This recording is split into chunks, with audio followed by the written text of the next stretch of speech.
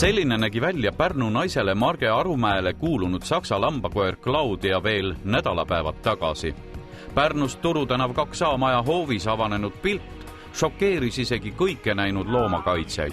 Perekond Arumäed olid jätnud poeginud koera kutsikatega koju ja ise sõitnud rahulikult Saaremaale puhkama. Jõuetult lebav ja vaklade järatav Claudia ei tulnud ilmselt Marge Arumäele meeldegi. Aianurka mädanema jäetud koera ees lamas surnud kutsikas. Teine koerabeebi oli veel elus, aga sedagi mitte kauaks ja otsa lõppes temagi. Hingemattev Raipe hais ajas südame pahaks. Sellist julmust ja ükskõiksust poleks algklasside õpetajalt, tublilt kristlaselt ja 3 lapse emalt küll kuidagi oodanud. See loom oli nälginud, et ta oli nii kõhna, et lõpuks ta lõpetas meil opilaual. Kui normaalsel koeral on siseorganite vahelrasva, on nahaalus kudedes rasva, temal ei olnud seal mitte grammigi. Vaatamata vähesele lootusele hakkasid Pärnu loomasõbrad koerakese eest siiski hoolitsema. Halastava surmasüsti tegemisest loobuti ja loomaarsti ravikorraldusi täideti harva esineva täpsusega. Kenno loomakliiniku rahval oli Claudiasse igatahes usku. Tema siseorganid õnneks ei olnud nii väga drastiliselt tabandunud, et nüüd see mädaemakas, see põletiku põhjustaja on eemaldatud kirurgiliselt ja hetkel on tal päris korralikud ravid peal selle nahapõletiku raviks, nii et ma praegu julgen öelda, et 70% on šanss, et ta jääb ellu ja 30% on siiski küsimärk. Öösel ilmus aga reporteri kodulehele kurb teade Claudia surmast. Keegi nii-öelda teadja pidas igatahes vajalikuks sellise kommentaari kirjutada. Ilmselt üritas mõni loomavihkaja sellega annetuste kogumist nurjata. See ei läinud aga läbi ning Claudia ja tema saatusekaaslaste raviks annetasid 401 inimest veidi üle 74 000 krooni. Huvitav, aga mõnedele inimestele lihtsalt ei meeldi, kui lood hästi lõppevad. Näiteks ka meie luikede päästmise loo ühes kommentaaris väideti, et üks luigepoeg unustati julmalt metsa. Tegelikult muidugi kedagi metsa ei jäetud ja kõik 5 pojakest said kenasti Ülemiste järvele toimetatud. Lugege või ise üle, kui ei usu. Ja palun, nüüd on teie ees väidetavalt surnud Claudia. Rõõmsam kui kunagi varem ja surnud koerast on asi ikka väga-väga kaugel.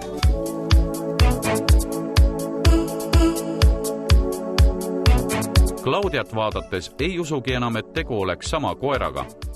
Poolsurnud kutsast on tänaseks saanud täielik energiapomm. Alguses endal oli väga raske jah, et me ei uskunud ise ka, et ta sellest asjast nagu välja tuleb, aga väga positiivne koer on, ise on nagu meeletu elutahe ja väga kiiresti paraneb. 10 000 on kindlasti juba selle peale kulunud, ja kindlasti suur aitäh inimestele, kes tulid hästi kiiresti ja hakkasid praktiliselt peale loo eetrisse minekut hakkasid inimesed ülekandeid tegid ja suur aitäh. On midagi ka pererahvast kuulda olnud? Ei ole ja ega neil ei ole ka minuga midagi rääkida, et ma arvan, et see ei puutu neisse enam see koer. Loomaarsti juures käiakse siiski veel iga päev. Hoov on kenasti paranenud juba, et nekrotiseerunud nahka praktiliselt ei olegi enam. Koer on kaalus juurde võtnud, rõõmus kosub. Antibiootikumi ravi kestab veel, kuna väike nahapõletik on veel olemas täiesti.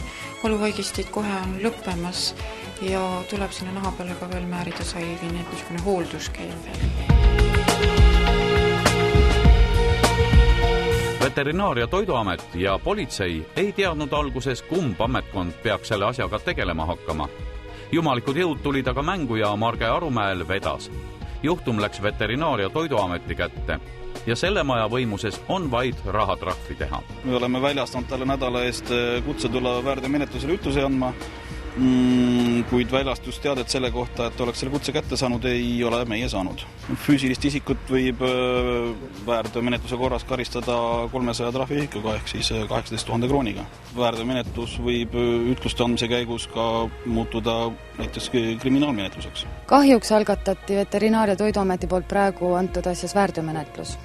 Ja on küll lubatud, et kuriteotunnuste ilmnemisel algatatakse ka kriminaalmenetlus politsei poolt, aga meie praktika näitab, et ükski väärteoasi ei ole siiamaani kriminaalasjaks edasi läinud.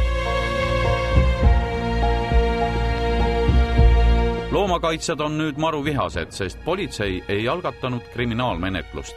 See näitavad loomakaitsjate meelest ilmekalt Eesti riigi suhtumist loomadesse. Eesti Loomakaitse Seltsi hinnangul tulnuks asjas algatada kriminaalmenetlus, sest et loomad olid väga halvas seisus. Üks kutsikatest suri, teine oli koha peal juba surnud, üks suri hiljem.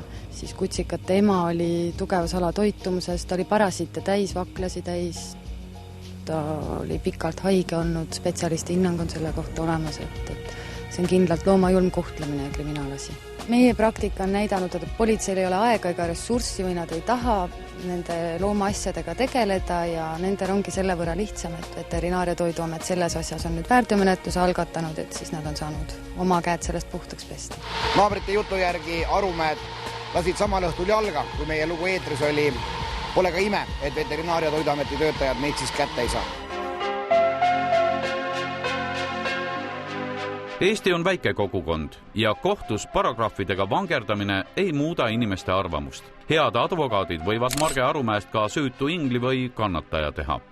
Rahval püsib aga tema vakladest mädanev Claudia koos oma surnud kutsikatega veel kaua meeles. Ilmselt on ka endiselt Taali põhikooli 2. ja 5. klassi juhatajal ning Pärnu Immanueli baptistikoguduse pühapäevakooli eestvedajal Marge Arumäel tulevikus raske erialast tööd leida. Tori vallavanema Mart Vaiksaare sõnul kandideeris Marge Arumäe ka kohaliku Tori algkooli juhatajaks. Tõenäoliselt oleks jumalakartlik naine osutunud ka valituks, sest tema CV oli teistest parem. Pärast loomapiinamisloo ilmsiks tulekut naine siiski ise loobus sellest kohast. Tori rahvas ei pidanudki oma päid vaevama, kuidas naisest viisakalt lahti saada. Pärnu vahel sosistatakse, et Marge Arumäe valmistuvad kohtulahinguteks. Ka Eesti Loomakaitse Selts ei passi niisama ja pakkus Pärnu veterinaarkeskusele oma juristide abi. Oodata on kõva kismat ja reporter hoiab sündmuste arengul silma peal.